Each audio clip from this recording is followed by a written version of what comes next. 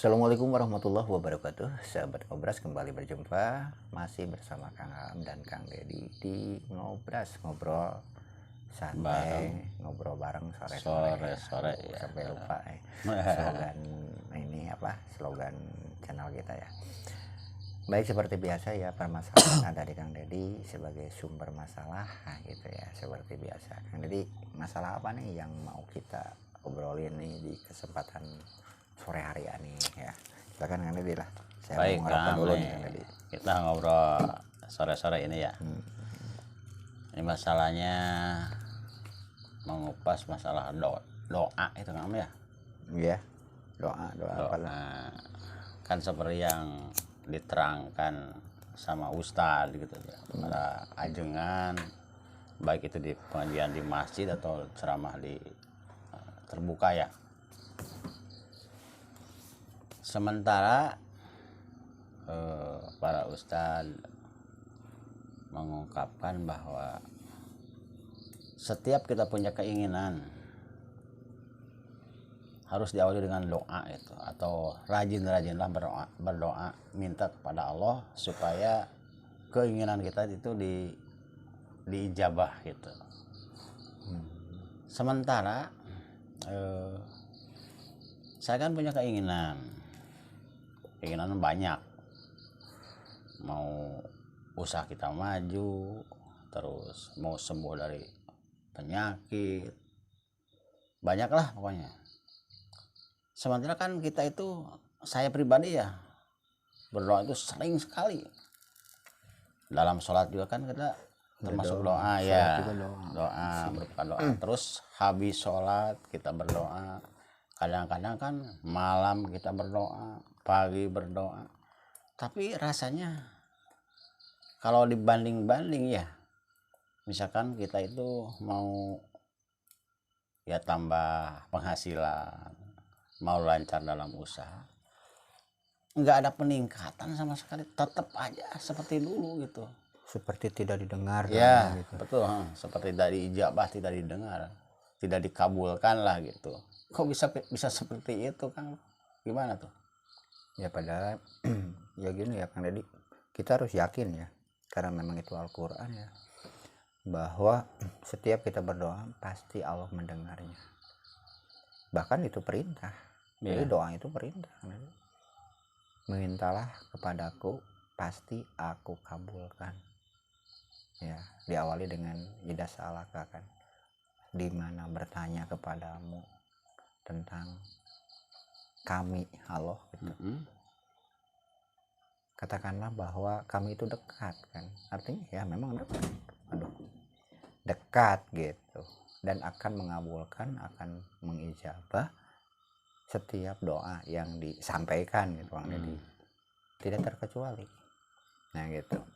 Jadi intinya tidak ada yang doa yang tertolak. Namun walaupun demikian, kita harus memperhatikan ya hal-hal yang bisa membatalkan atau yang bisa doa tertolak gitu.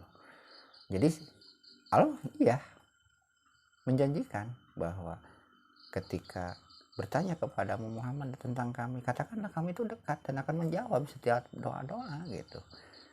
Nah, cuman yang harus menjadi pertanyaan yang tadi bukan masalah doa mau diijabahnya, karena itu janji kan. Setiap Allah berjanji pasti Allah mengabulkan. Iya. Dan itu nggak usah ditanya apakah Allah akan mengabulkan, karena Allah itu janji. Setiap kita berdoa pasti mengabulkan, dan Allah itu tidak akan sulaya, tidak akan tidak akan menepati janjinya gitu. Allah itu pasti akan menepati janjinya. Gitulah tuh lipul mi'ad. Yang harus menjadi pertanyaan adalah apakah pantas diri kita terpenuhi atau sesuai dengan apa yang dijanjikan Allah. Nah itu artinya apakah diri kita pantas ditepati sesuai dengan apa yang dijanjikan Allah. Nah itu maksudnya itu gini, karena memang setiap doa, walaupun doa mau tetap dijawab, kita juga harus memperhatikan hal yang bisa tertolaknya doa, itu maksudnya. Ya Allah kan sudah janji pasti mengijabah, pasti mendengar setiap doa. Cuman diri kita apakah pas nggak gitu ya. Contohnya dalam hal makanan misalkan, karena ya menurut Rasulullah kan kayak patuk balu sholat hukum katanya, itu kayak ustadz ya. Maksudnya bisa ditolak doa dengan makanan yang ya, kurang kayak petuk balu katanya. Iya, saya kayak ustadz gitu loh. Ngobrol pakai hadis segala macam. Ini mah saya dengar ya dari, tapi kayak cocok juga jadi ustadz ya, kan? ya mudah-mudahan, amin itu dong. Kan ustadz itu kan guru kan. Iya. Kayak patuk balu kayak patuk balu sholat hukum katanya, wa doa hukum wa fi jaufikum ma'ruf. Bagaimana mau diterima doanya, sholatnya, doanya kalau di dalam perut kita ada barang haram gitu loh. Jadi itu juga ya bukan Allah tidak menerima doa kita, tapi kita yang memang tidak pantas untuk diterima gitu. Jadi itu juga faktor penghalang. Ya, faktor penghalang. Nah, doa kita tidak diijabah, tidak dikabulkan. Iya. Atau mungkin kita saatnya yang kurang tepat. Ya seperti contoh lah, kita nagih kan Dedi. Iya. Nagih. Ya ini ceritanya berdoa itu kan nagih. Iya. Nagih apa? Nagih janji Allah gitu kan. Janji Allah bahwa Allah ketika kita punya keinginan, kita meminta ke Allah. Itu kan janji. Itu kan janji Allah kan. Nah, kita nagih janji ke Allah gitu. Maka ini saya punya mengabulkan gitu. Ini saya punya masalah ya Allah gitu. Dan saya akan menagih janjimu. Nah, tadi kan permasalahan ada di diri kita. Kita tidak diijabah itu karena di dalam perut kita ada hal-hal yang tidak ya tidak memungkinkan untuk diterima doanya. Itu permasalahan kan. Masalahnya kan bukan di Allah itu mah. Di kita. Ya masalahnya di kita. Itu mah. Jadi jangan menyalahkan Allah tidak mendengar doa kita. Justru kita yang tidak pantas. Artinya ya kita tidak sesuai dengan apa yang dijanjikan Allah. Gitu. Udah saya mau menjanjikan ibarat gitu Kang Dedi. Kang Dedi saya mau ngasih uang ke Kang Dedi. Ada saya menjanji sotenan kita mau Kang Dedi gitu kan gitu. Nah, saya kan tidak sulaya tina janji Kang Dedi. Tapi jadi berarti diri kita tuh kotor lah, banyak dosa mungkin gitu. Itulah kalau misalkan dalam istilah itu. Berarti bukan Allah yang tidak menerima doa, kita yang sengaja tidak mau diterima doanya karena kita mengotori diri. Nah itu. Jadi berarti salahnya bukan di Allah, di kita. Nah terus yang kedua, saya tamsilkan seperti Kang Dedi. Saya mau nagih utang ke Kang Dedi. Allah itu kan sudah janji. Nah kita nagih janji kalau, dan misalkan saya tamsilkan bahwa saya mau menagih janji ke Kang Dedi, tapi waktunya, timingnya yang kurang tepat Kang Dedi. Misalkan datangnya lain masa, nah itu artinya ya saatul ijabah itu Kang Dedi. Nah maksudnya itu saatul ijabah. Kita datangnya lain masa Kang Dedi. Yang misalkan Kang Dedi lagi capek gitu, ini maaf ini bukan berarti Allah gitu capek. Ya, ini mah supaya mudah dipahami ini mah. Nah, timingnya yang kurang tepat, itulah saatul ijabah. Kan Allah menentukan saat ijabah itu seperti itu sehabis kapan itu? Ya sehabis sholat, misalkan antara iqomah antara adzan dan iqomah, misalkan kan seperti itu. Waktu sahur gitu kan, waktu tahajud itu kan. Waktu sahur itu waktu bulan puasa terus ya? Bukan itu maksudnya. Waktu sahur itu ya saat waktu sahur, sepertiga malam yang akhir itu maksudnya. Tiap malam juga ada. Tiap malam, sepertiga malam yang akhir kan itu janji Allah bahwa itu saatul ijabah gitu kan. Nah timingnya yang tepat. Jadi kita berdoanya saatul ijabah. Nah, supaya lebih mudah diijabah. Artinya gini Kang Dedi. Kenapa kok Allah itu seolah-olah kok ini memilih waktu gitu. Nah seperti tadi kita tamsilkan. Nah kalau kita datangnya tepat, Kang Dedi lagi santai, menagih ya, uangnya lagi ada, terus saya datang. Nah seperti itu. Ya kan? Ya tepatlah waktunya. Nah begitu pun dengan Allah. Allah menjanjikan bahwa setelah sholat fardu gitu kan. Nah kita kan langsung berhadapan dengan Allah Kang Dedi. Ketika sholat itu kan langsung berhadapan dengan Allah. Nah ketika setelah berhadapan kita berarti kan waktunya tepat. Langsung kita ini. Atau di dalam sholat, di dalam sujud yang akhir misalkan gitu. Itu ya. Terus itu yang kedua. Itu contoh saja ya. Contoh saja ya. Nah itu salah satunya penghalang. Berarti kita harus mencari waktu yang pas juga. Tadi menjaga perut. Terus yang keduanya waktu dan yang tepat juga. Nah yang ketiganya sesuaikan doanya Kang Dedi. Maksudnya? Ya seperti ini. Kang Dedi itu antara mulut dengan hati loh harus sesuai. Ya saya perhatikan ya maaf. Banyak orang yang berdoa tapi antara mulut dengan dengan tindakan itu tidak sesuai Kang Deddy. Contoh gini lah, sekarang kan zaman bantuan ya Kang Deddy ya, zaman bantuan. Mintanya itu rezeki yang banyak Kang Deddy, tapi yang diharapkan yang cuma uang 300.000, 600.000. Loh, yang kita yang membatasi Kang Deddy, ya kan? Bukan Allah. Sementara Allah itu kan apa? Atau kita hanya berharapnya ke makhluk. Itu juga kan permasalahan Kang Deddy. Seperti gini ya, kan sekarang banyak orang yang tidak dapat bantuan, misalkan dari BPNT ya, bantuan pangan tunai gitu ya, bantuan pangan nasional tunai. Kan itu ya bantuan bukan nggak dapat yang kita singkatannya. Gini nih, kan berdoa itu kadang-kadang dia itu menuntut saya didaftarkan untuk menerima bantuan kan gitu ya. Nah itu kan seolah-olah kita membatasi jumlah. Nah gitu. Sementara Allah itu kan menjanjikan siapa orang yang bertakwa maka Allah akan memberikan rezeki dari arah yang tidak disangka-sangka. Artinya ya nominalnya juga mungkin lebih besar. Atau ketika kita bertawakal Allah akan mencukupi kan seperti itu di dalam surah At-Tolak dia kan itu kan janjinya seperti itu Allah. Nah jadi antara apa yang kita ucapkan justru tidak sesuai. Kita berdoa seperti itu, kita berharap, tapi harapan kita ke makhluk. Makhluk kan terbatas yang tadi. Ya yang namanya makhluk sama-sama lah membutuhkan. Memberi juga mungkin ada maunya Kang Deddy. Berbeda dengan Allah. Ya memberi itu tidak ada maunya. Ya memberi karena ya Allah Maha memberi. Ya kalau makhluk mungkin lah, apalagi di zaman pemilu Kang Deddy. Patut dipertanyakan mereka ya mereka ada kok, apa gitu mereka kok jadi berehan gitu. Tapi dermawan ya, kalau ya seharusnya kan berehan itu ketika mereka jadi pejabat ya maaf bukan mengkritik memang yang terasa kok sebelumnya seperti itu. Kalau sesudahnya ya sesudah lupa. Ya gitu. Maaf, makanya seperti ngadorong mobil. Bukan nyindir ya. Bukan nyindir memang ya itu.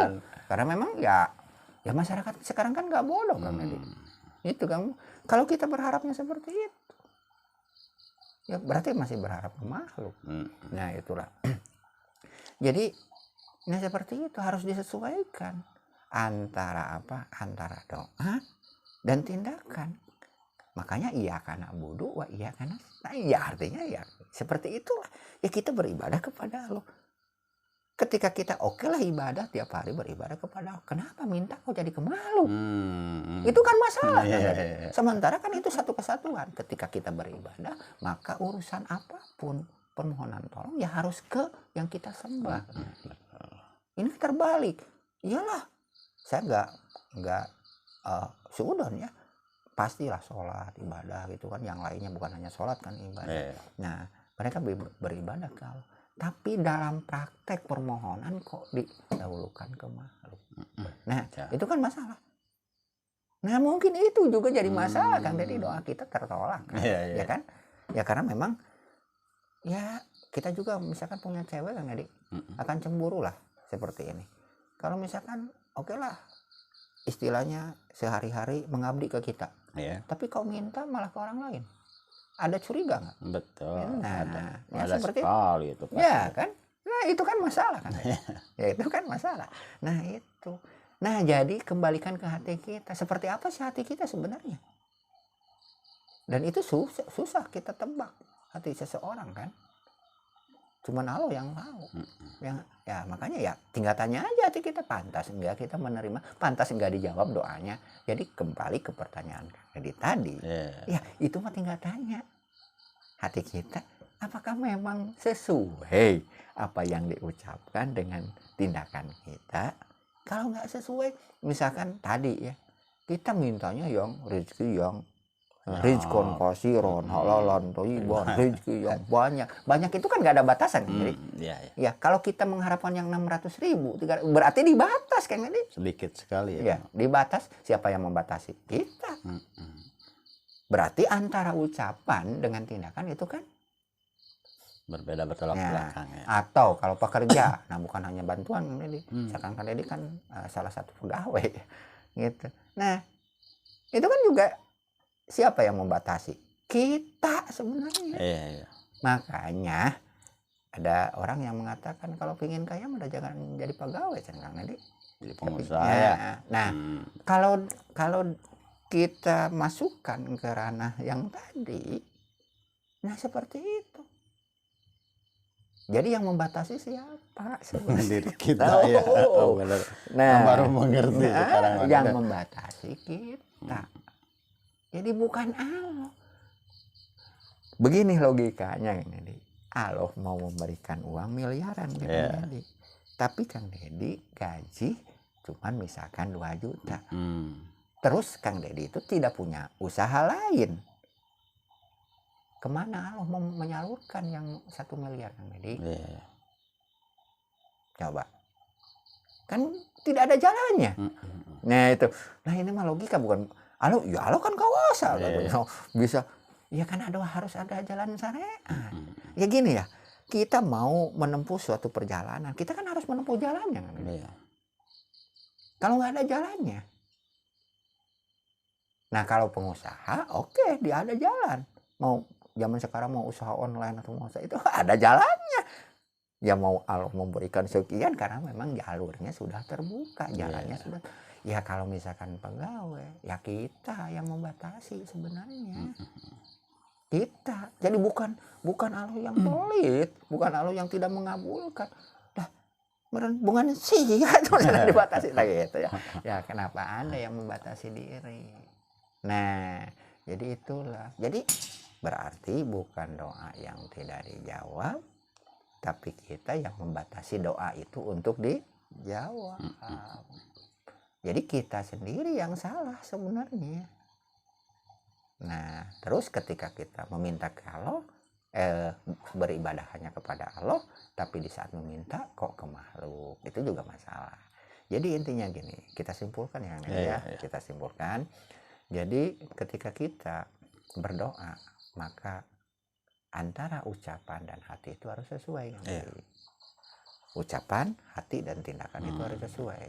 Seperti tadi, kalau dilogikakan, ketika kita minta rezeki yang besar, maka tindakannya berilah peluang untuk rezeki itu datang yang besar. Nah itu. Terus kita juga harus menyertakan kegiatan kita, yaitu bekerja yang keras, disertai dengan kejujuran dan lain sebagainya, yang bisa memberikan peluang agar doa itu lancar, permintaan kita itu lancar. Ya itu yang dimaksud. Jadi kalau kita mau meneliti dengan ilmu, ya artinya ya memang Allah Maha Adil dan Allah pasti menjawab. Jadi yang salah letaknya kita juga, ya kan. Nah gitulah ya teman-teman, ya semoga bermanfaat ya obrolannya. Dan itu mah ya pemikiran yang mungkin ya salah saya ya, tapi ya memang seperti itulah.